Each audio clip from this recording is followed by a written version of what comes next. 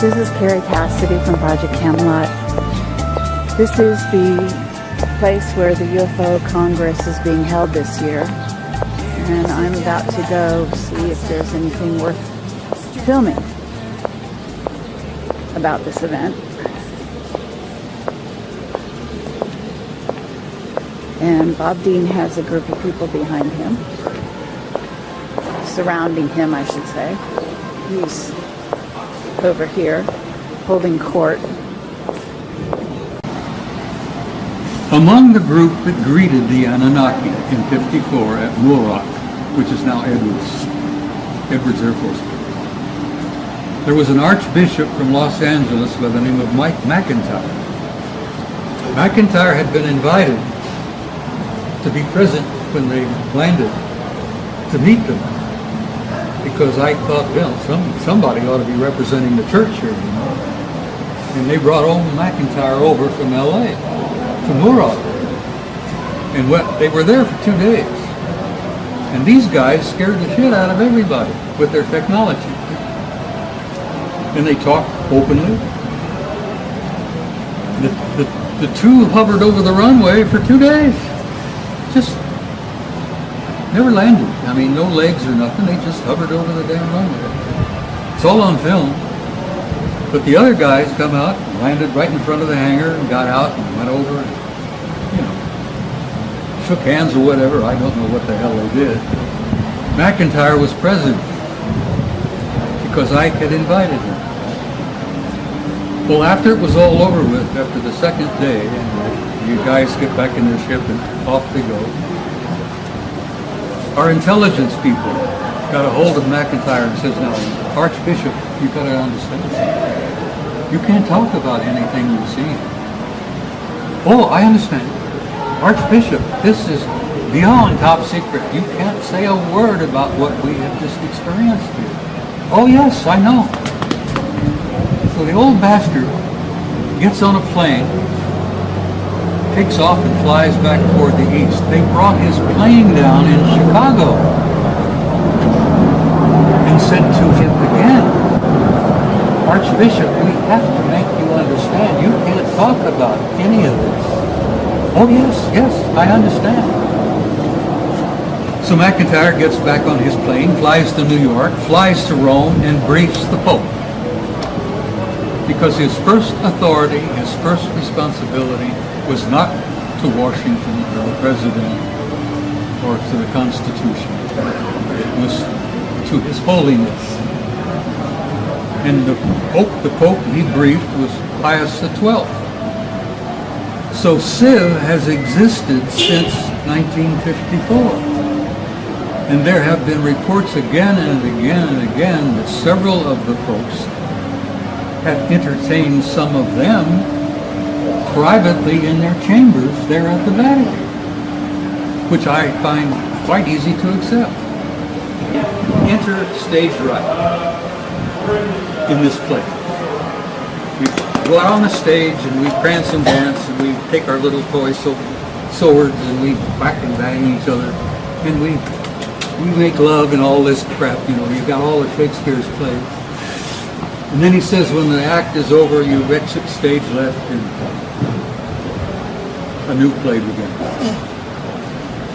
So what I have nagging suspicion is the 21st of December, we exit stage left. 2012, a new play is beginning. And a few of us, well, many of us, exit stage left every damn day. I damn near died in October, for Christ's sake. But you know, how many people died on the planet this year? Several million? And several million more got born. You want to know what? What the Old Boys Network has told you. Oh, Jesus Christ. That's what I want to know. I spoke at your Awaken Aware conference in September. Yes. I was honored and delighted to be there. I leveled out to the audience what I consider to be probably the most complete presentation that I've made in years. And you took the whole thing and put it on YouTube, so it's out there. But there are a few things that I've been shared with and shown to, informed of, that I haven't shared with you. And like I say, this one guy, he was, just a soldier who was involved in one of the crash retrievals. Was it just like a detail? You got picked? Oh yeah, and I mean, Roswell was the same way. It wasn't like y'all had to have a special clearance. It's like you, we got to go now. I officially never had a clearance, so I had a secret clearance from the time I got into basic. And you were in the military. It requires every 5 years you have to renew that clearance. Yes, sir. I never had to renew it. Interesting.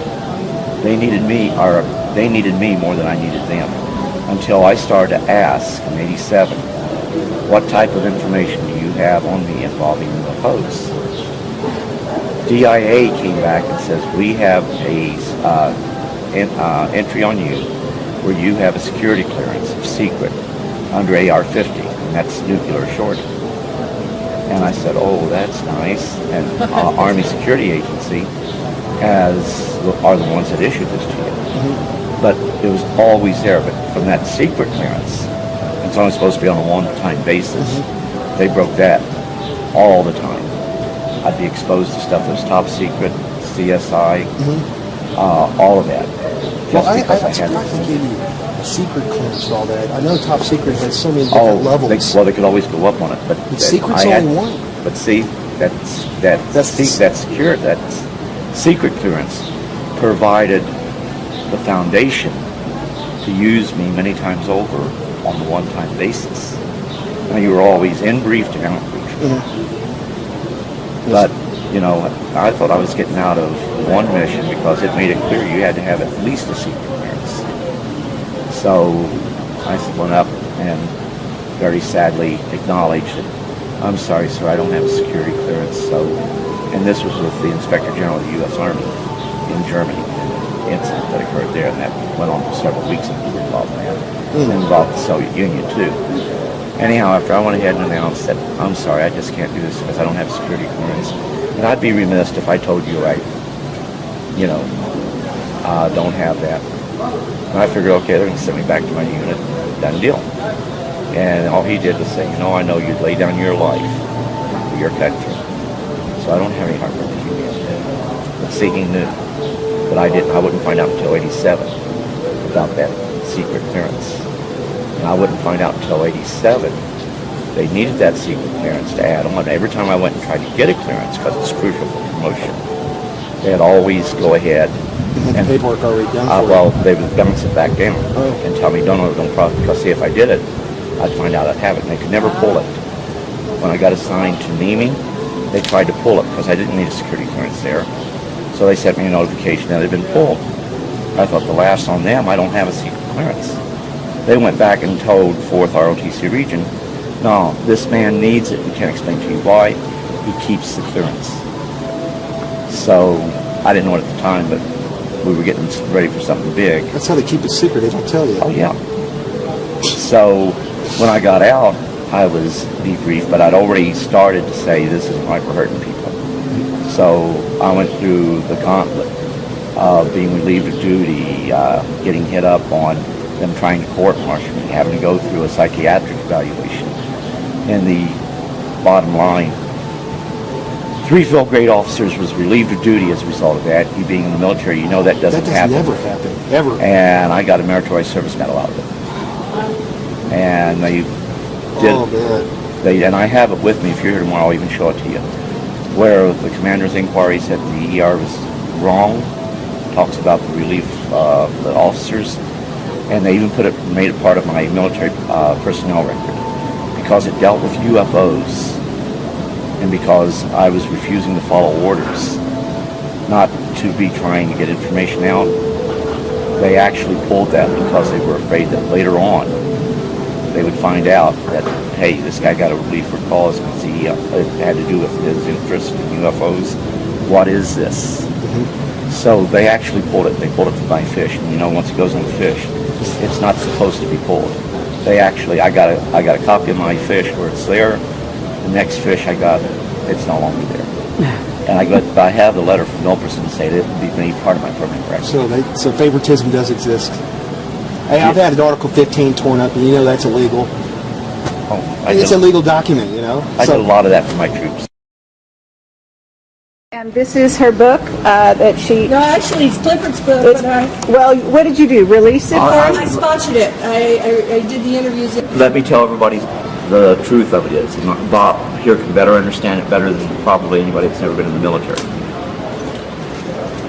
I have difficulty telling my story because I see it in my mind's eye and I relive it each and every time I tell it. Then I get emotional. And I don't like doing that. Days after, I still feel it. So, you know, she knew this is a book that I needed to write. So, very meticulously, she did many interviews. And she, in essence, captured my entire life, my entire involvement with this. So now there's a book out there that I would have never written. And my granddaughter, that's my heart, she thinks it should be getting out there. When we'd talk, she'd even say, "Grandfather, you're holding things back." And I'd always say, "Yeah, honey, I am." But it is a book not so much about me, but it's meant for other people that's been in the military who have been involved in situations where they can't even talk to their family. I've gotten several hundred calls as a result of that book coming out. And actually, one of the most important calls, and there were actually 3, but the most important was a guy that served with me in one of the retrievals.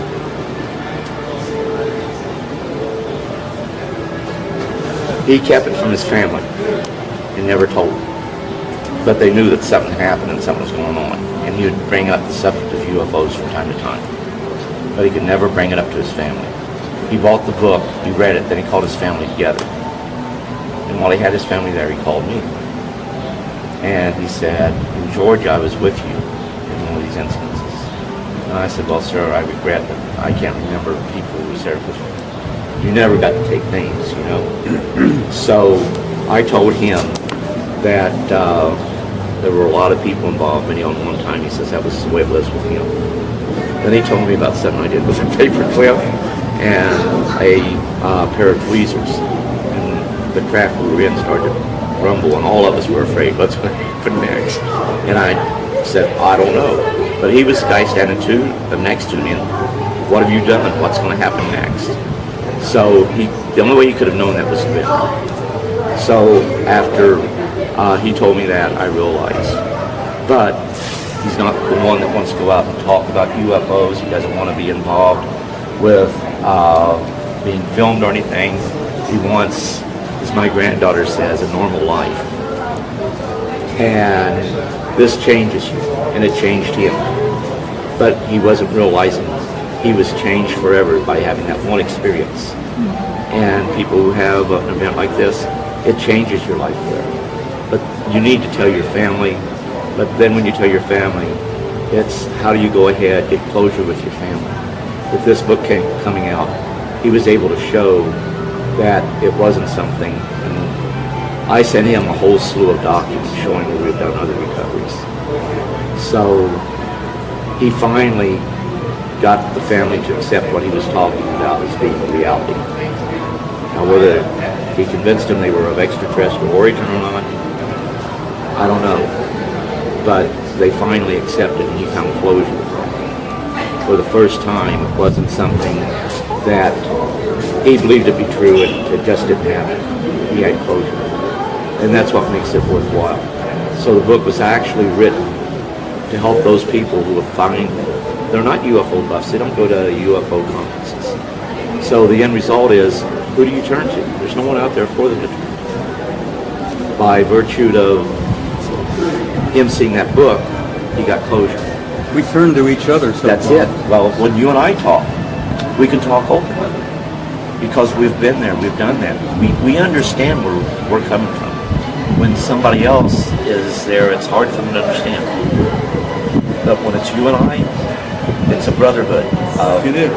Very, very isolated brotherhood. Very, very few in And number. there aren't many of us left. So. Nope. Not many of us left. I keep saying goodbye to old friends every damn day. Well, you're going to be here for a long. Oh, shut up. As long as you're around, I'll hang around. Okay? You'll be here for some Tim, time. it's good to see you. Good. Hi. I'm Kerry Cassidy from Project Camelot, and I hope to go down as far down in the rabbit hole as possible at this point. You guys with me? You have to be careful, my dear. You go down the rabbit hole, you might not come out. I understand that. Okay. But being careful is something I kind of threw out there. Yeah, I a know. long time I ago. know. All right? So let's- And from an old warhorse to another old warhorse, you should know what I'm talking about. I know exactly what you're talking about. Okay. So we're very happy that Bob Dean has survived his ordeal in, what was it, October? October the 1st. Okay. Yeah, after your conference in September in Orange County. 10 days after that, I'm in intensive care, in a coma, in a hospital here in Phoenix, with viral meningitis, of all things. My doctors called my son and my wife and said, look, we don't think he's going to make it. Because of his age, 82, meningitis is pretty well fatal. And they gave the word that they didn't expect me to go home. And my son and my wife sold my old car while I was in the hospital. Haven't forgiven them for that. And I died, sweetheart. I literally died. I was out of body. Okay, and I believe you came back for a reason. I went home. I really went home. I've been out of my body several times over the years in the military, in combat. But I went home, and I was glad to be home. And I ran into a couple of dudes on the other side who says, no, you're not staying here. You got to go back. And I says, no, I don't want to go back. I'm finished with that mess down there. I want to stay here. And they said, no, you haven't finished. You got a few things yet to do. So get your buns back there. Next thing I know, I wake up in a hollow, in a bed, in a hospital, and they're giving me injections, and they're taking blood, and they're giving me meds, and good Lord, here I am, sweetheart. I'm still here. I'm as ornery as ever. That's right, you are. And I came back for some Great. purpose, and I'm not sure what it is, but I'm here. Okay, and we're going to try to discover that purpose right here and right now. Clifford, you're part of it. You're a contactee, and we did an interview with you years ago, and I've had a lovely conversation that I recorded yesterday between you and Bob. Very brief, but lovely nonetheless. And you are an intuitive, and I can relate to that. And we had a lovely conversation many years ago in Roswell. I remember, ma'am. And it's a delight to have you here. I know you don't come out much Yes, ma'am. anymore, but you're here. And you are as eloquent as ever, I can say. Thank you. And the two of you are, talk about two guys who have very smooth tongues, smooth talkers, both of you. I didn't realize that. Are you a smooth talker? Not that I know of. My wife yells at me a whole lot. I'm not smooth. You are. We're old friends. We go back many, many years. Okay. Cliff and I are among the last of the old boys network, because we had a network of a couple of hundreds, maybe 500 guys over the years, from every rank, from every service. And we had sergeants, we had admirals, we had generals. We've had a Russian cosmonaut who was a member of our old group. But most of them are gone home now. And Cliff and I are among the last of the old boys. And I love him dearly, and he's a dear friend because I know what he's been through, and I've been through much of it. So I relate to him. And it was such a wonderful thing to see him again this time. We can relate to one another. I mean, it's like you can talk to other people about the experiences you had, but they don't fully understand. But They when you can't, Cliff. They no, can't. They can't. They haven't been there.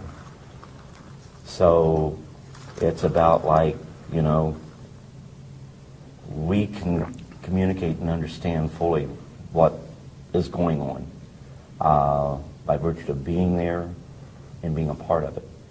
But when you try to talk to other people, a lot of times it's very difficult. Bob has always been, I apologize, Sergeant Major. Robert Command Dean. Sergeant Major. Command Sergeant Major Robert Dean has always been a close personal friend ever since we met. And we united, we felt that kindredship, and there's a brotherhood there that most people don't understand. In the military, you form brotherhoods, But in this particular field, when you've been a part of it, you've been exposed of it, it's even a tighter brotherhood. I hear you. So what I want to ask you first of all, both of you, what is it that you haven't told the people? Okay? What I want is, both of you are getting older. Both of you are one of the, the most, the most courageous, the most out there individuals in terms of greeting the public, sharing your story with the public. Both of you have been exceedingly brave in that regard. You've taken a lot of flack over the years for that, and everyone listening to this should respect them for that. But what I'd like to know is, what haven't you told people that you could tell them today? Because, for example, and these are the hard questions, okay? They're not all friendly, all right? What were your dealings with the unfriendly type, and why? You first, Clifford. Well, with me, I never had to deal with any of the unfriendlies. I was just warned that not all contact would be friendly. So, you always prepared for that. But every time you went into an event, it was always that, I'm going to use the term fear, but it's not exactly fear. There's that anticipation of what might happen. All kinds of things ran through your head. Things that I haven't told, and I'm sure that Sergeant Major can also concur with this, is that the things that went on you couldn't even tell your family, and you wanted to tell your family. And it created problems within your family, and you couldn't tell anyone. And like I think I told you earlier, when my new book came out, my son, my oldest son, was the first one of the kids to ever do this. That he put it on my Facebook that I'm proud of you, Dad, for trying to bring forth the truth. Wonderful. They got to see what I was trying to do to gather the information, because I knew that Roswell wasn't just a lone event. That over the years we had recovered many such objects, debris thereof. Crashes are unique. They don't happen every day. They're very rare. And there's 100 reasons why we have recovered crash UFOs. But I try to bring everything out. I understand. And we shot those UFOs crashed because we shot them down? In some instances, but it was more the Soviet Union and other foreign powers that did it. But if they were foreign powers that were friendly, we would go in and try to recover those. There was, I think, it was in the 1970s. There was a UFO that went down in Sudan. Now this is unique because it wasn't ours, but we wanted to go ahead and recover that object. Well, there was strained relations at that time with all nations in the Middle East. So they did not want us there. However, a group of 13 Soviet personnel, to include scientists, went there to investigate that object that fell. That shows right there that it wasn't ours. We knew it wasn't ours. And the documentation makes it clear. But we couldn't say too much about it because we could not go and look at it. But the Russians did. But I can tell you on many occasions, both the U.S. and Russia would, or should I say, the former Soviet states, we would work together. And we worked with other foreign powers simply because situations like this could lead to misunderstandings that could have triggered possibly a nuclear war. And Sergeant Major Dean probably knows more about that even than what I do, by virtue of the position he had and the documentation he was exposed to. We and the Soviets have been together, closer together than most people realize. We and the Soviets have been working side by side on this particular issue since before the Cold War, for God's sake. Now, the Cold War, as many of you remember, many of you older people will remember,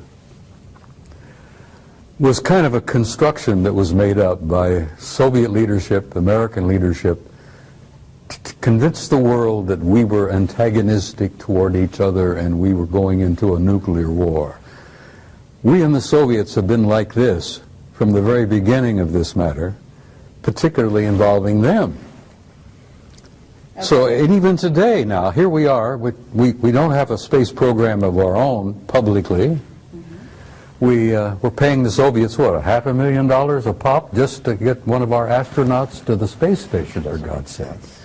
So we and the Russians have been pretty close together for the last 50 years on this alien matter. And why is that? You know? Because we recognized from the very beginning that it was us versus them. And we didn't realize back in the beginning that they were made up of not only malevolent guys out there, and there are some of them out there that don't like us at all. They're not purposely malevolent, they're not hostile, but they don't like the human race, and they don't give a damn whether we survive or not. Thank God we have good friends out there that do care about us, that are related to us, who want to see us survive as a species. What is the threat? In other words, first of all, you know they've done abductions. We know that they allowed them to do abductions. And yes, some of the abductions are positive contactee experiences, et cetera, et cetera. And some of them are painful. And depends who it is. But they also had an agenda. And one of those agendas is to create a hybrid race. They're harvesting us. Humans are already hybrids. We made an agreement with them, 1954. We would allow them to continue to harvest our genetics. And we traded that for technology. We also traded a lot of our gold for that technology.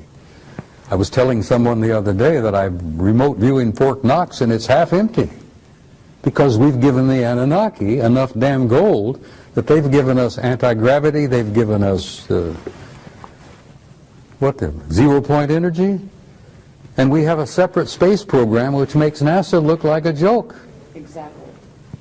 So Clifford, you're aware of this. You must be aware of the abductions, the negative side of the abductions as well, right? Well, like, goes back to where not all contact would be friendly. Mm-hmm. And what I would do is point out that it's not necessarily a culture, but it is like a rogue group within that culture. Good example, I've been using this all day, is like, you know, you have the cartel. Well, they're people just like us, they're humans, but yet they're a sliver group. They are, have their own agenda. And that same thing happens within the various cultures. And I agree with Sergeant Major here. My biggest fear is if these rogue groups are going ahead and coming to agreements with not only our nation, but other nations, then that's a very dangerous situation because they're the wrong ones to be working with. Okay, and this is going on, isn't it? Unfortunately, I believe to a degree, yes, it is, because the ones that really are not evil, the heads of the various cultures out there, to give us technology, they know that we are not spiritually heightened to the degree where we use it for the right reasons.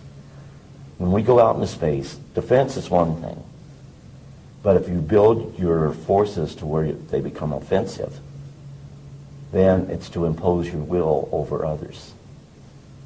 And the technology that they are giving us gives us the capability to go ahead and field in space a offensive posture.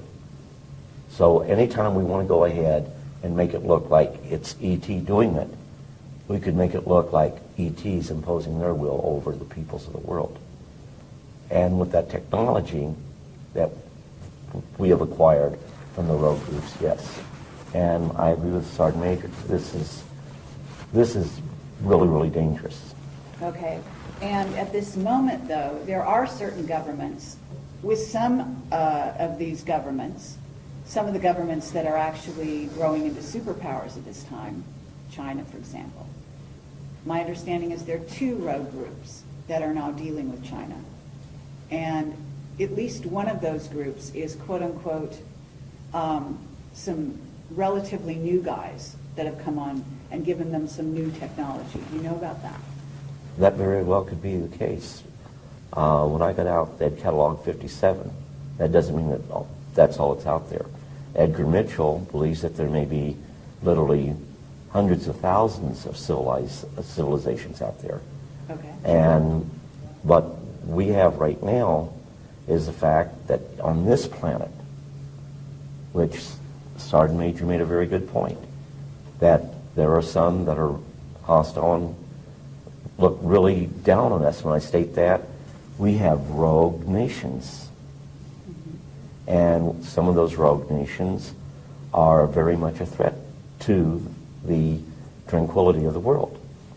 And if they achieve the technology we don't want them to achieve, then they could very well be the very forces, unknowingly, to start the total annihilation of the earth. There are governments out there that are also being contacted. Just as individuals are being contacted, governments are being contacted, are they not? Yes.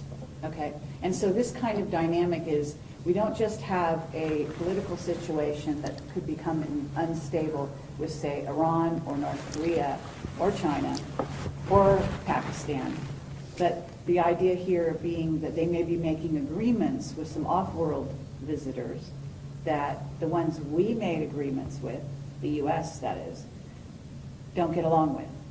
And there's also issues within the U.S. itself, within the U.S. military. The Army has got one group that they're talking to. The Air Force is talking to another group, and the Navy is talking to another group. Isn't that right? Yeah, but you only have a small nucleus of people who control all of the information. And it may not be military personnel that is doing this. And it may not be your elected officials. Sure. And that's a scary situation. Okay, and that's also true. We've got a military right now in the U.S. that's very discontent. And Bob, you can speak to this as well. You've got a son who's been working for these people. He must hear all kinds of things. And they're being told to do certain things that they know is not in the best interest necessarily of the United States, for example. Is that right? Let me tell you something. It's not easy to say that there are the good guys and there are the bad guys, and we're in the middle.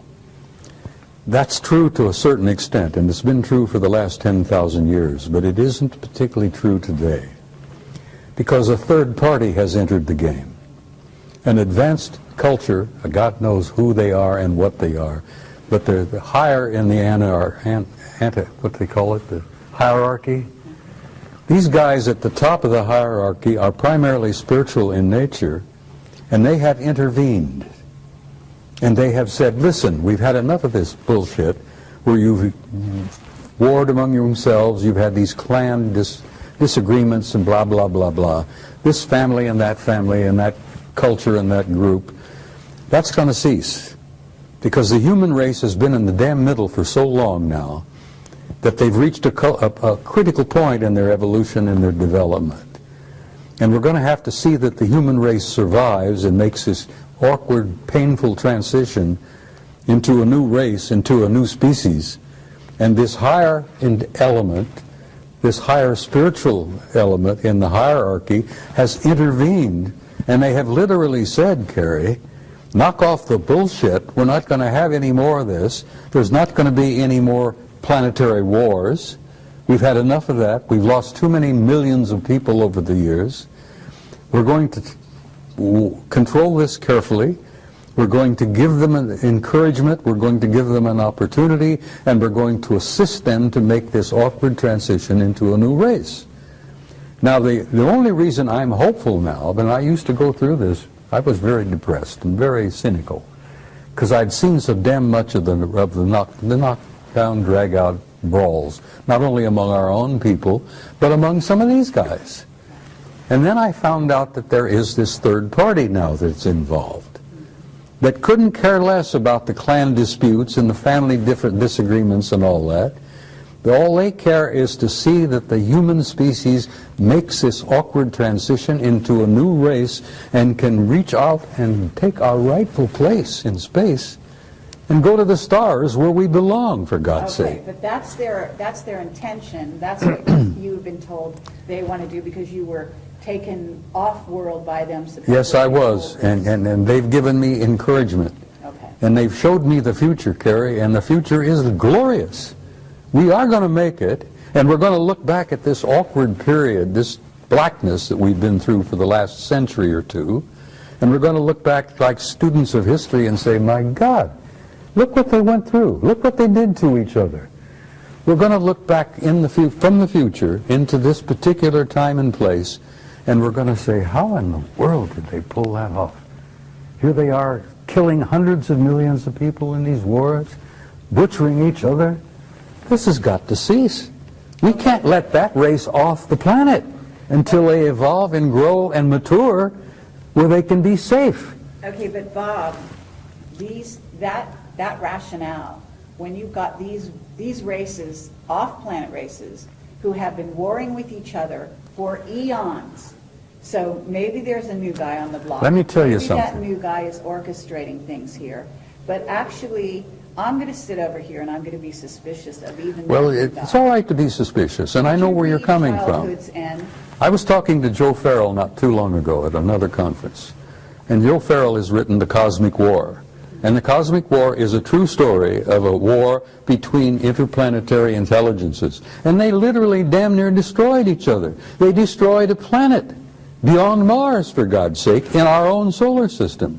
But that crap has got to cease, and I have had the opportunity to meet guys from the higher level who said, we're not going to allow that to happen anymore.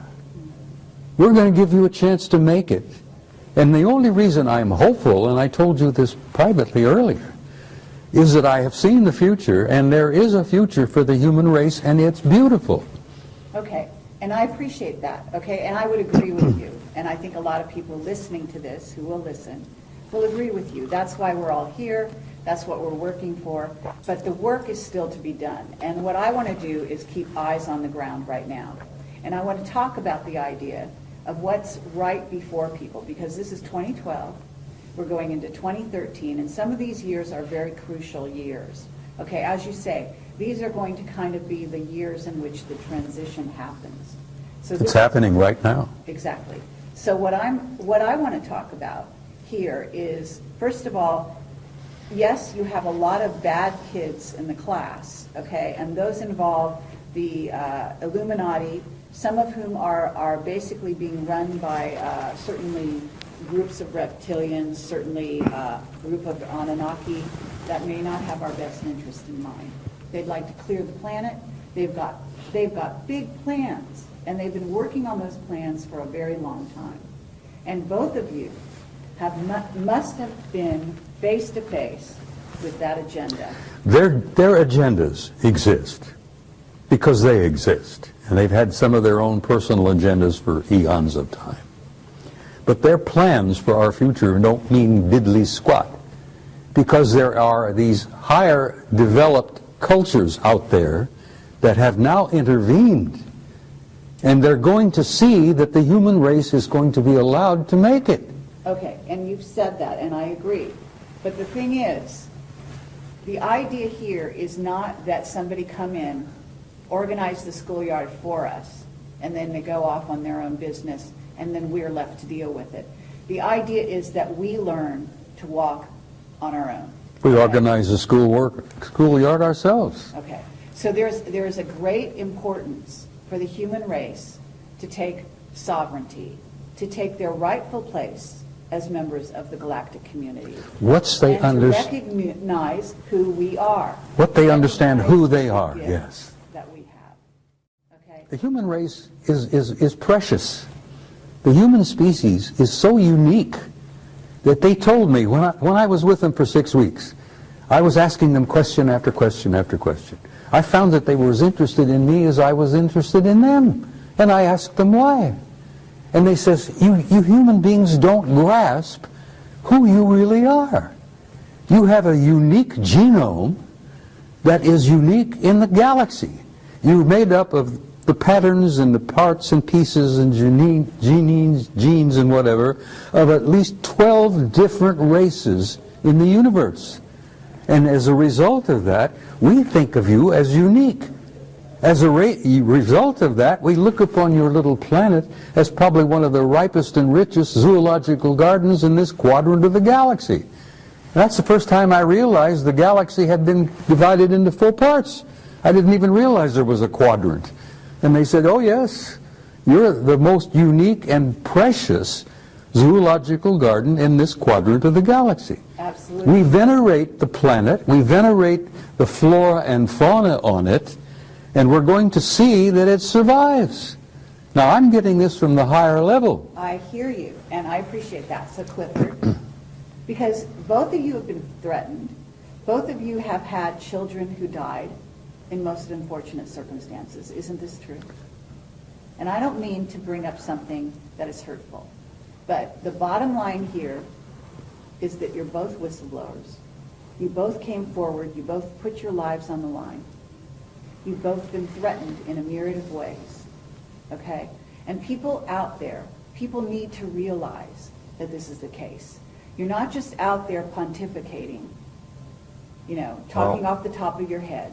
Like what the Sergeant Major was talking about, like I was told, that we are a race on this planet that is capable of such wonderful and beautiful things. Infinite possibilities. Absolutely. But yet we have the capability of doing such horrible things to one another. And I think that Sergeant Major was saying the same as I when, you know, yeah, we have to spiritually grow. We don't spiritually grow, we're going to fall victim to our technology. They don't want that to happen. Okay. And initially, the initial contact was to ensure it didn't happen accidentally, because they wanted us to know, you know, the other side's not launching against you. We're here. And you will, from time to time, pick us up on your radar. We will, from time to time, appear to be missiles coming in a threatening way. So you must make sure, before you launch your death and destruction, that you really are under attack. But you must not let this happen. And as we grew, actually, to an understanding, MAD was something that they held over our heads, and MAD was mutual assured destruction. You go ahead and put a surprise attack on the U.S., we'll live long enough to kill you. You destroy us, we'll destroy you. Yeah. Absolutely, but we're still dealing with that. In fact, we're dealing with something with Iran right now and Israel, in which we're coming to another one of those situations. And I have a whistleblower right now that I interviewed last night who said that there was a Bay of Pigs situation going on with regard to Iran and Venezuela, with missiles that were supposedly, you know, put into Venezuela by the Iranians, et cetera, et cetera. And they actually said that there were some ETs from off-world that intervened. Now, my understanding is, and people don't realize this, but I also have a whistleblower who used to set up a camera on his deck in LA, and he had it on all the time at night, and he would film the fight, the war going on between us and them. And this was not the Russians, the Chinese, it was off-worlders. I know, Ed, honey. And the guy was killed. I know, Ed. And those weren't wars. Those were operations, those were exercises, but they weren't wars. Well, if there were wars out there, if there were cosmic wars going on around our planet, this planet would be in pretty damn dreadful shape. but it is in dreadful. Well, it's not as dreadful as it could be. Oh, no, that's not true. And, Well- and what do you think the chemtrails are doing? They're covering up, among other things, besides changing the atmosphere to make it better for a hybrid race that the Greys have now created and are going to inhabit this planet on some level. They will never inhabit the planet. The hybrid race will. No, they won't. This planet is going to be No. preserved, They're Kerry. human. They're half human. Yes, but we are human. This is our planet. And in short, what we do with it, it's up to us. We're the flora on this planet. That's it. We're the fauna on this planet. That's I it. agree. We're the caretakers. And Sorry, we're should there be a hostile force that was to invade us, we would put up a valiant defense. We couldn't win without outside help. But that outside help would come and help neutralize the threat, then leave as immediately as that outside threat, or that threat was neutralized. I know this to be the case. Yes, Okay. in early years, we would go ahead. We would go up and attempt to shoot UFOs down. July 26, 1952, an actual order was given to shoot down UFOs. They revoked it damn they quickly, revoked it didn't by they? 5:30 that day. You damn right they did. The Soviet Union to this day still directs UFOs, or directs that their pilots will fire upon the UFOs. It's a big, big mistake. Absolutely. And they've lost planes as a result of that. The British did a report in 2000, December 2000, that talked about how little knowledge we had of what the British or what the Russians did as far as the UFOs that were over there. In December of 2000, the British released a report, and of course people say, well, the British went ahead and said there was nothing to UFOs. The report doesn't state that. The report even goes ahead, talks about radar sightings, about aircraft sightings, and even about possibility of some crashes of our aircraft occurring, their aircraft occurring, because of UFO sightings. They know, and they put this right in the report, that the Soviets make attempts to shoot down UFOs and have lost aircraft in the process. And I have a copy of that entire report. okay. But if we're working, you know that our government has got alliances with some of these groups. Some of them that are not positive. In other words, what's transpiring on the planet right now is not positive, in part because we have a rogue group running the U.S., which is not our government as we knew it at one time. And that's the greed of man. Okay? But it's also that they're working with a group of ETs. Yes. And therefore, it's not just human against human. Well- It's not human against ET. It's human and ET against ET. You think the good guys aren't watching over us? I tell you this right Absolutely. now. You have people on this planet that aren't what they seem to be. That's right. We call them watchers. And the whole situation is, they're not going to come in and impose their will on us. It's imperative that what truly happens is the will of the people of this planet. But you may have to make sacrifices. But if the powers that be right now choose to listen to the evil side, they'll let that go for a little while. But once it becomes a threat to humanity as a whole, then like what Sergeant Major said, some outside force will step in. Let me tell you something, if I may interject something, Cliff. The good guys out there, whoever the hell you think they are, and whatever, it doesn't matter, they orchestrated the end of the Cold War. They came over our missile silos here in the United States.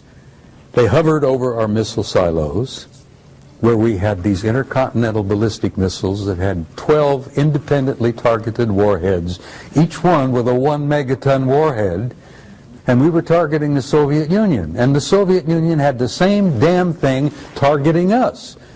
Well, when Reagan was in office and Gorbachev was in office, these good guys came down and hovered over our missile silos, and they not only knocked off the computers, they melted the warheads in our missiles.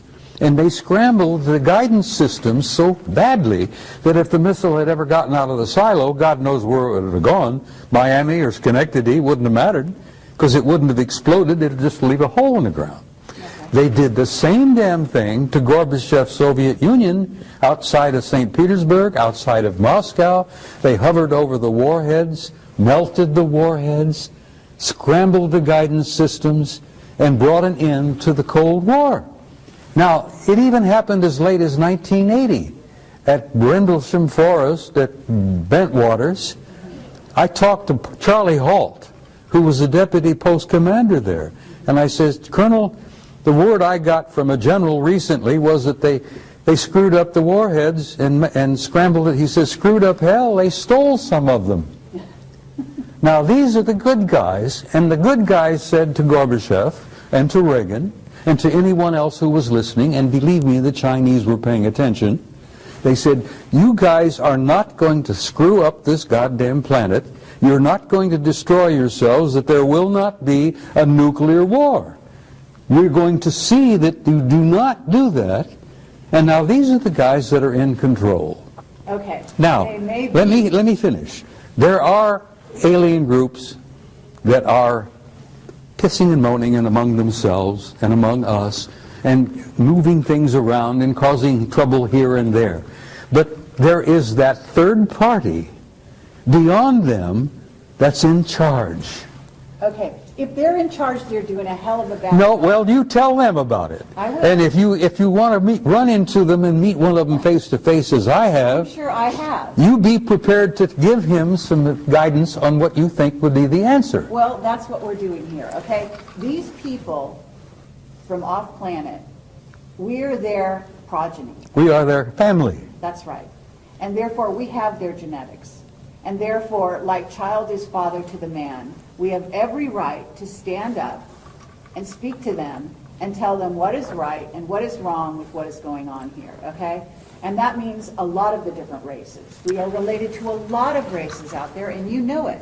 I can see this adolescent child standing up and say, look, Pop, I'm going to tell you what I think needs to be done. And father looks down at the brat and says, well, good, tell me what you think. But in the meantime, I'm going to keep your ass out of trouble. I'm going to see that you don't go to jail. And I'm going to not let you blow yourselves up in the meantime. Okay, but we have, let's serious here. We are on the verge of civil war in the United States, and you know it. Both of you, okay? Our No, there's no. military is extremely discontented. Our government is, well, the secret government is working very hard to funnel most of the money into their black projects. We've got, in essence, a rogue civilization that's going off planet using technology that is wild beyond our wildest dreams. And we are here in what, 2012, and we don't even have cars that fly. We are using old technology. They're demonstrating through NASA. They're taking astronauts off the planet in an unconscionable way, in tin cans that blow up and kill them. I mean, we have a situation here that is actually not in a great state of affairs. And we are on the verge of these games they're playing with chemtrails. They're ruining humans' health across the globe, especially in the United States. We've got underground bases. We've got dulce experimentation on humans that is going through the roof. We've got biological weapons labs across the nation. We've contaminated the planet with radiation from Fukushima, now in north of Chicago, and here in Santa Onofre, we've got another plant, some of which is being triggered by the powers that be. So they are playing games, and they're not just fun and games. They are very serious games. They are messing with us in a serious way. They can go ahead and play those games, but the situation is we, an unknowing, unsuspecting public, let it happen. In short, I'm a retired service member. I love this country dearly. If anybody threatened this country, I would lay down my life for our way of life. Out of all the countries in the world, this country right here has the greatest form of government. But what makes it great is the people. And we can talk about the evils of the government and the evils of the industrial complex. But ultimately, we, the people, have the most powerful weapon in the world. This is what it is. And when it comes time to vote, you vote. When you think that there are things that are wrong, you correspond with members of your government. Now, they may not, in the case of UFOs, you better believe I do a lot of writing to a lot of senators and a lot of governmental agencies. And I'm quite sure they hate that. But as I told a major once, when he asked me, what difference does it make to you if the Pentagon has 50 flying saucers? I went ahead and I said, sir, you have the luxury of not knowing the truth. Unfortunately, I do not share that luxury. Now, experiences such as the Sergeant Major's and mine, we may have different experiences. But when you put them all together, they paint a picture. And the situation is, why are we talking? I guarantee you the Sergeant Major loves this country just as much as I do. And we may be old codgers, but if you threaten our way of life, we would take up arms. I pledged my life for this country, and I still hold to that, and Cliff. that pledge is still dear to our heart. Okay, but you do understand you have Oh, a yes. government Oh, yes. that is ready to put people like you guys and me and probably a few other people in this room in jail for talking about the truth. Because they want to keep secrets and they want to continue with their way, which has become basically a rogue society, okay, behind our backs. Now, Bob Dean, I don't know. I know Bob knows the old boy's secrets. Okay, I know he was let in quite a while ago. Were you let in? They don't want me in. Okay. Let me put it to you this way. Why not? They don't want me in because the whole situation is, I don't like what's going on, and I wouldn't cooperate. Well, when I first got started in being an interfacer, okay, fine, I went along with it. When I saw we were hurting people, I drew the line in the sand there. That we did not have the right to go ahead and drive people to the edge where they committed suicide, where they lost their families, they lost their job. They would have to go through ridicule because of things that happened to them. When they're involved in something, we give a prosaic explanation knowing that it's not the right answer. And I said, no, this isn't right. I have a moral obligation to go ahead, throw myself on my own sword, no matter what people thought of me, no matter if they thought I was crazy, thought I was lying, didn't make any difference. What was important was to go ahead, come out and say, here's what really is going on. Now, why is that important? Because it goes ahead, hopefully, and I had one experience with that since my new book got out, and gives people the courage to say, this is what happened, at least to their families. And they owe that to their families.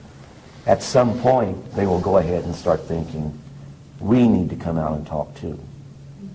That's right. And, you know, it's got to start somewhere. Okay. So they didn't let you in their old boys network, and yet you were an intuitive. You must have had intuitive knowledge. You were used to contact, to deal with any survivors, isn't that right, in the craft? And so you have a unique ability. So with that same ability, you have the ability to see beyond the facade with the old boys.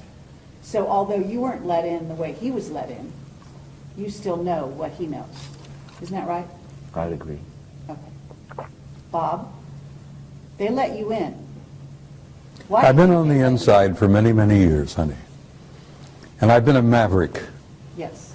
I started off Thank God. quietly, keeping my mouth shut. I got along just fine. Then I became pissed off. I got angry. Has nothing to do with courage. It's anger. I got angry as hell, and I'm a command sergeant major retired, and you don't piss me off and push me too far, because then I start pushing back. So I ended up becoming a threat. Then I became a nuisance. And I've learned since that I am now an asset. But The reason I'm alive. You played their game to some degree. Well, I played it along to a certain point, and then I reached the same point that Cliff reached. I said, I'm not going any further with this. I saw too many lives ruined. I saw careers ruined, families destroyed, people committing suicide. I saw things, honey, that would curl your hair. And I said, I've had enough of this shit. I'm going to tell the goddamn truth, whether they like it or not. And that's when they threatened my ass. They tried to take my pension away. They harassed me with black helicopters and black SUVs, phone calls at 3 in the morning. I went through the whole 9 yards until I fought back. I says, I'm carrying a gun, I'm a marksman, don't push me too far, I'm going to start shooting people. And you realize they walked away and backed away from me and left me alone? And here I am, 2012, 83 years old, ornery as ever, and I'm speaking to you with honesty and from my heart. Okay, but you have friends in high places. Yes, I do. A few of them are still around. Most of them are dead. Clifford does as well, and I know I do. Look, I've known some of the guys in MJ-12, honey, personally. I'm sure you And have. most of them are dead now. I don't know who the new crowd is because I've been out of touch for quite a while. Okay. But they still exist, and they're there. You call them the black government, you call them the secret government, doesn't matter what you call them, they're there. But they're still messing with people. Oh, they're messing with people. Look, you got the Trilateral Commission, you got the Council of Foreign Relations, you got the Bilderbergers, you got all those guys. You call them the Illuminati. That doesn't matter, doesn't mean shit, you know. You call them anything you want, but they exist. But there are powers beyond them. Great. And they don't like that. I understand. And they don't yet have come to terms with the fact that they can push the human race, the American people, whoever, just so far, and that third party is going to intervene in a big way. Okay, but what we do is equally as important as that. Of course it is. Okay? What the people out there listening to this, and the reason we're having this conversation is to reach those people, okay? To get those people to get involved, to get them to realize that there is a war afoot. I want people to wake up, Kerry. I don't speak publicly anymore. I don't travel well anymore. I'm getting old and I'm getting tired. And my patience has been stretched to its limits. And I don't have a lot of patience anymore. And like my dear friend Robert there, I get to a point where, God damn it, I'm going to stand up and raise holy hell. I'm going to be a command sergeant major again. I'm going to take names and chew ass. Okay, And I'm going to do that till the day I die. I hope so. And I damn near died in October. But I have good friends in high places, no pun intended, who brought me back and told me that I had to come back because I wasn't finished yet. And part of what I had to do when I came back is sit with you in an interview and tell you from my heart what I've seen, what I've learned, and what I leave with the people on your film is I want to leave them with hope. I understand. With all the darkness and all the blackness and all that bullshit that exists out there, there is hope. Absolutely. There is a future for your kids and your grandkids and your great-grandchildren, and this human race is going to make this transition, and we're going to survive this transcendent transformation into a new species. And we're going to the stars, Kerry, where we belong. We're going out there to take our natural place in that infinite community of life. Absolutely. And that's the only thing that makes me feel that life is worthwhile. Because I know, having seen their future, and they have shown it to me, that it is glorious. And I wouldn't be sitting here talking to you unless I believed that in the depth of my heart. And I want to leave that with your viewers. You've done so. That there is a future, and it's glorious, and there is going to be a tomorrow. And dispense with this bullshit about doomsday, because every time some poor human being on this planet dies, it's doomsday for him. But that's not the end of life. That is true, but we need to handle a situation that's going on the planet right now that requires human beings to not just... We have to wake up, participate in it. We have to but they participate have in to- our They salvation. have to participate through consciousness. Yes. Okay? And they have the ability, because we are, again, their progeny. We have those powers. We can fly. Oh. We can do anything we want to do. We can create reality. We can destroy reality. Honey, the human spirit is infinite. We have power we haven't even dreamed of yet. That's right. And once we realize who we are and what we are, and we start expressing that power, there's no end. We can change anything. Okay, so what we want people to do is, we want to educate them, we want to wake them up, and we want to give them the tools by which to change their reality. And that's what you're doing with these films. That's exactly right. Now, Clifford.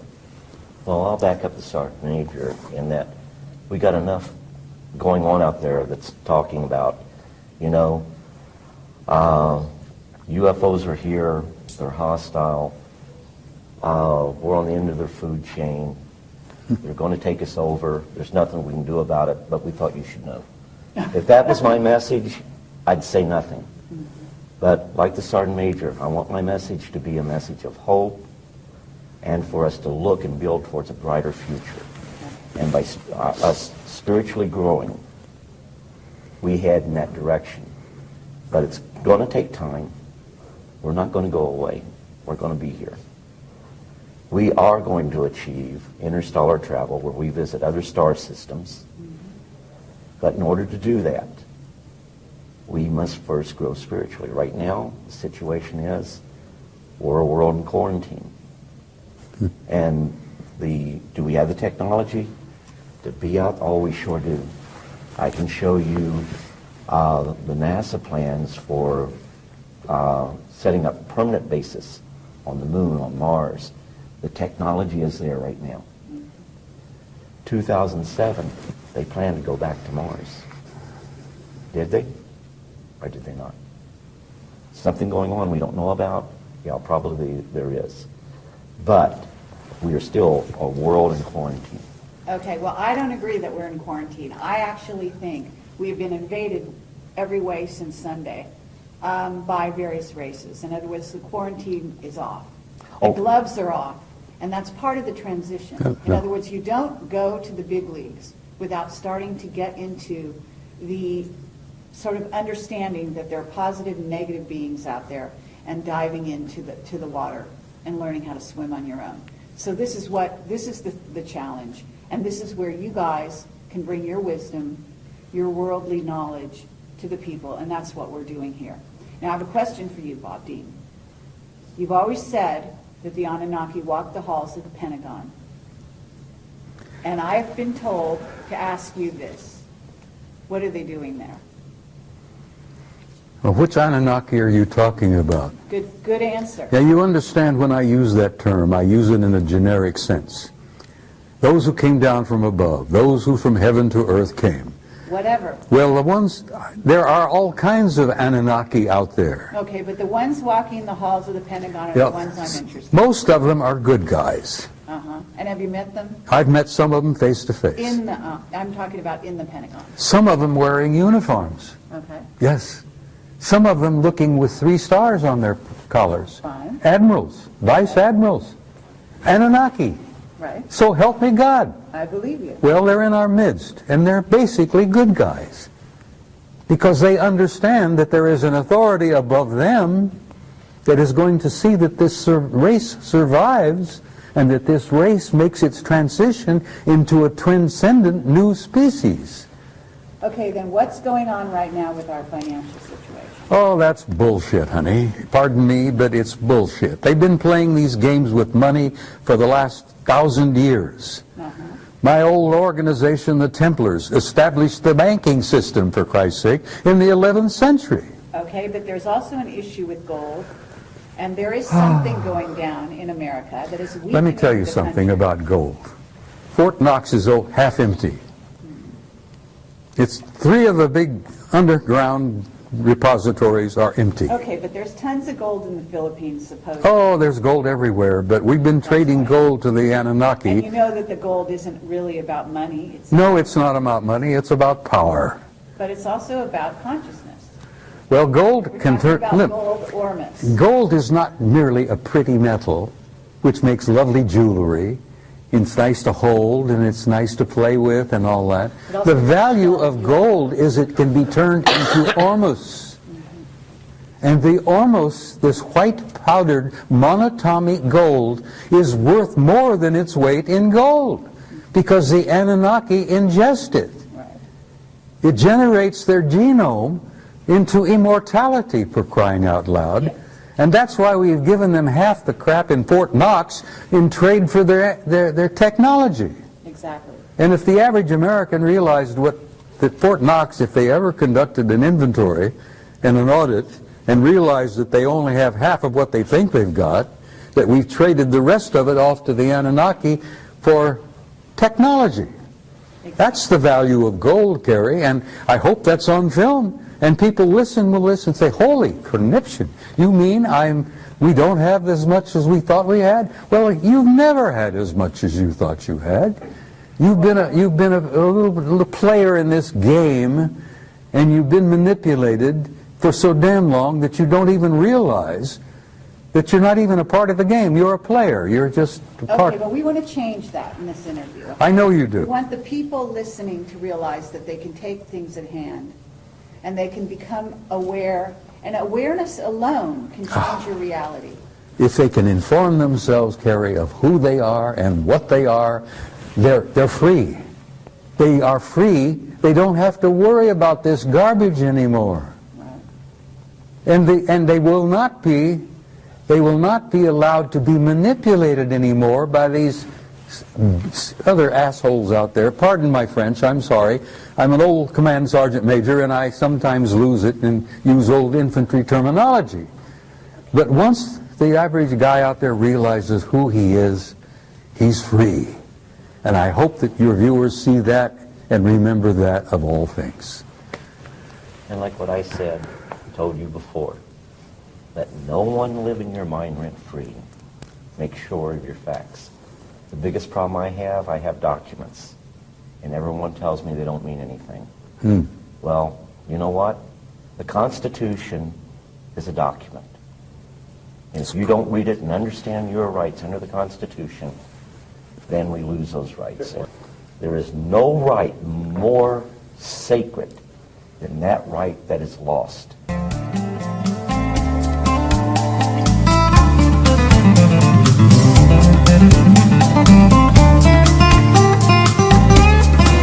Stories about those actual missions that actually exist, in which we do, in fact, recover a UFO crash of a whole craft is very, very rare, very rare.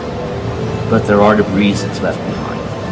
And also there's what we call physical evidence, and we go after that, and we recover these. Blue Book was never part of that, even during the time that Blue Book existed. I've recently uncovered records, which I'm going to be putting on the internet, where anyone can download them, that clearly shows the Air Force, initially the Air Force Continental Intelligence Command, the Air Force's Office of Special Investigation, the Air Force's CIC, along with the Army CIC, was very actively involved in those programs. So when they say they've released everything that they have on UFOs, no, they haven't. We still have those documents that were part of the Air Force Continental Security Command that have yet to be released. Not all of the FBI, or not all of the CIC documents have been released. Not all of the OSI documents have been released. They'll never be released. No. Clifford. And when you look at the documents that we have recovered that clearly show this to be the case, when you see these documents, you realize one thing. They are field intelligence data. They're not the finalized intelligence product. That is yet to be released. Then we can go into the 80s and the 90s. The recovery of objects of unknown origins under moon dust and blue flight. All we have is the raw intelligence evidence or data. We do not have the finalized intelligence product. And the finalized intelligence product is what's important because it puts to bed once and for all what it really was that we recovered. The British government, December of 2000, released a secret report. In volume 2 of that report, they talk about the physical evidence that's been gathered. They didn't lie, they just didn't know. The British government's recovered physical evidence. Every developed country on the face of the earth has recovered physical evidence. But for reasons unknown to me, they want to keep it quiet. Some are more open than others. But the British government criticized in volume 2 of that report, the United States Air Force, as to why the Air Force hasn't released the documentation explaining the metallic objects that they've recovered, the metallic substances that they've recovered, and putting to bed once and for all the extraterrestrial hypothesis. They can't do that because they would not put to bed once and for all the extraterrestrial hypothesis. Many of those finalized intelligence products makes it clear that, in fact, what we'd recovered were objects that did not originate on the face of this planet, and that we, the governments of the world, many of the governments of the world, out of necessity, have had open contact with our visitors for many years. One of the biggest secrets, Cliff, and you know this, is that so much of the hardware that we recovered was not just UFOs. Some of the ships we recovered were time ships. Well, absolutely. Because when you travel in space, you travel in time. And most of the hardware that we've got, and that really blew our minds when we realized that those things were designed to travel in time. And as I said to some of the people here this afternoon, I'm still trying to come to terms with that. I need to send you some CDs. That they can manipulate time as well as manipulate matter. And I'm an old-fashioned old fart, and I'm still having problems wrapping my brains around that. But Bob, you know why that is? The technology is so far advanced that we Cliff, see it as it's a magic. million years ahead of us. And then some. NASA will tell you in their advanced, I don't know how many of you people are aware of it, but in 1995, NASA said we're never going to get to other solar systems by using conventional rockets. So they asked for scientists to think out of the box. And many of the scientists started to think about exotic propulsion systems, antimatter drive, teleportation, traversable wormholes, and I assure you I have the documentation. If any of you are in Roswell, my door's not closed to anybody. You can come over there and I'll even be happy to make on a CD copies of those reports that they have. And now all of that, to some people, is commonplace. Mm-hmm. And if you have, we've known for a long time, if you have an interstellar conveyance, which is a spacecraft capable of flying from the Earth to another solar system in a reasonable amount of time, you actually have a time machine. Case in point. I won't go into detail how I know this, but you have a planet that is 100 light years from planet Earth. They decide to visit planet Earth. It'd take light 100 light years, or 100 light years to reach us from that The speed star. of light takes 100 years. So the whole situation is they can do it in real time in an hour and 40 minutes. That's traversing what we call space-time. So when they get here, they're seeing the light from their planet 100 light years prior. But you can also travel in and out of different space-time continuums, for lack of a better term. And you can actually view things that have happened in the past. And a lot of times, you may even experience this. Like, you can't shake the feeling you're by yourself, yet there's someone else there. There's someone watching you.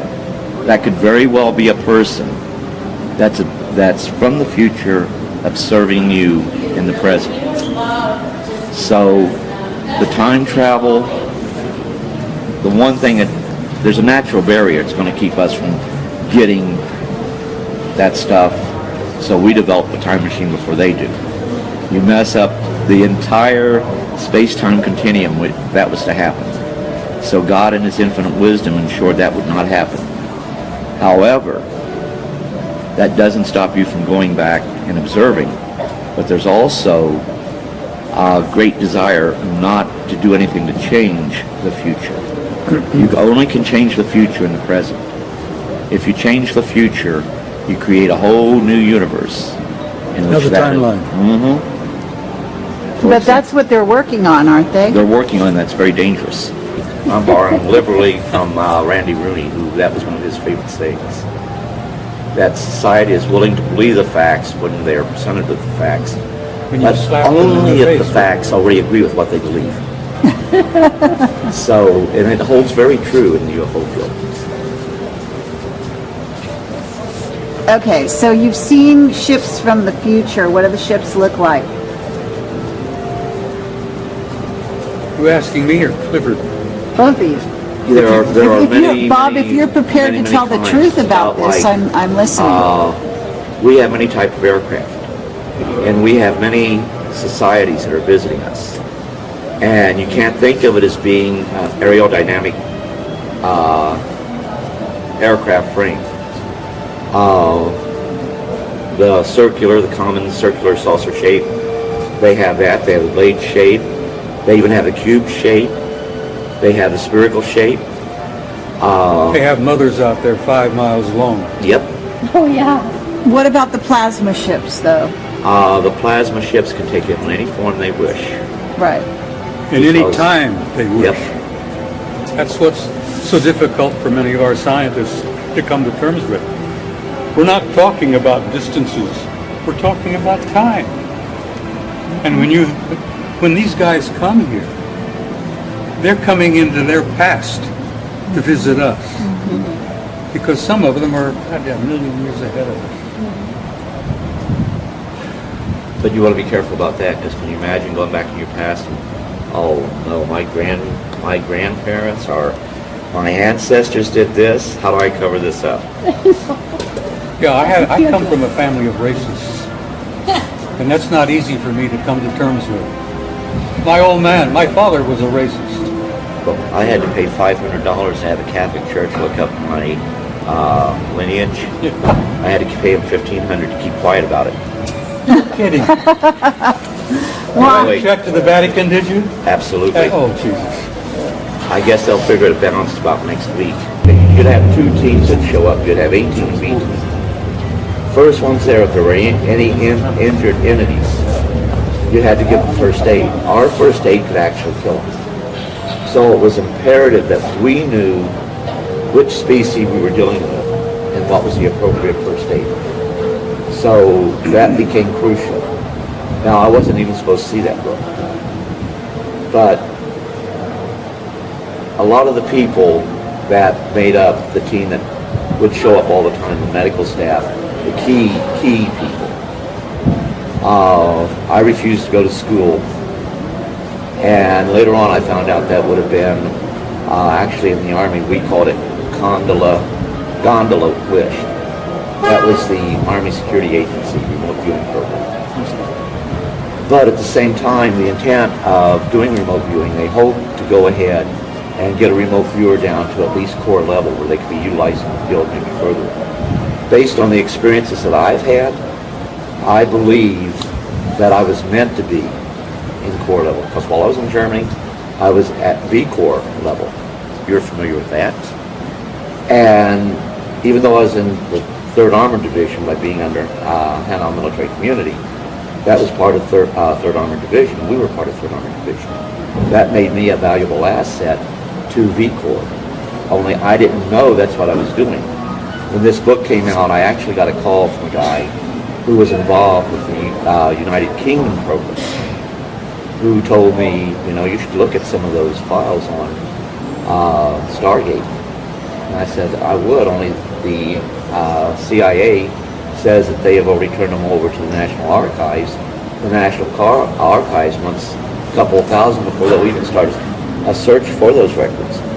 So there is a site called remoteviewed.com that has some of the CIA documents going with remote viewing there. But is stuff redacted out of it? Those black lines, they're always... There's some, you're always going to have that. Some of that is really necessary to protect legitimate national security concerns. Such as? Really, let's get down to it. What is a national security concern with regard to ET? Okay, for example, well, not with ET. Only about 5% of that needs to be. We were always told not all contact is going to be of a friendly nature. Now, I never had anything happen that was really, really bad. Actually, this eye right here, for their interaction, I still have this eye. And you'll read about that in the book. But I almost lost that eye in Vietnam. And the reason the eye was damaged was there was this bug they had in Vietnam that sprayed into my eye and cut corona of the eye. Cornea of the eye. So go ahead and figure out what insect can do that. But that was the reason I had it bandaged up for well over a week. But Clifford, you were talking earlier about why the dam lid has been clamped down and why it's still being held down. well, the reason is they dug themselves into a hole. How do you tell the world that there is life out there? Not only is it out there, but it's been visiting us for many, many, many, many, many years, going into the millennia. Now, how do you go and tell an unsuspecting worldwide public that this is the case? And when you do this, there will be repercussions. Actually, during the time of Stargate, they did an exercise in remote viewing going back to the time of Christ. They saw the crucifixion. You need to go and take a look at that remote viewing training exercise they did. But use it and do it with great care, because when you Oh, but remember, I still believe in God, and I still believe Christ is the Son of God. But you also have to remember that everything in the universe is interrelated. we're all part of a vast family. Absolutely. God created everything in the universe and then some. They have a greater understanding. Like when I say, they say, okay, describe E.T. Well, if you see them, you see us. Because we say that we're human. Are they more human than us? They got a highly evolved intelligence. But what I say is that humanity is within all the races. And the spirituality is within all the races. I would say it the reverse. All the races are in humanity. And that is You may the have big more secret. correct. Oh, absolutely. And I'm sorry, when we baby. realize Excuse me. that is when we realize our power, our true power. When And then they really can't keep us down. I was praying at my son's grave, one of the ETs that was there knelt with me. We prayed this as we prayed. I've been told by them face to face that they venerate the same God.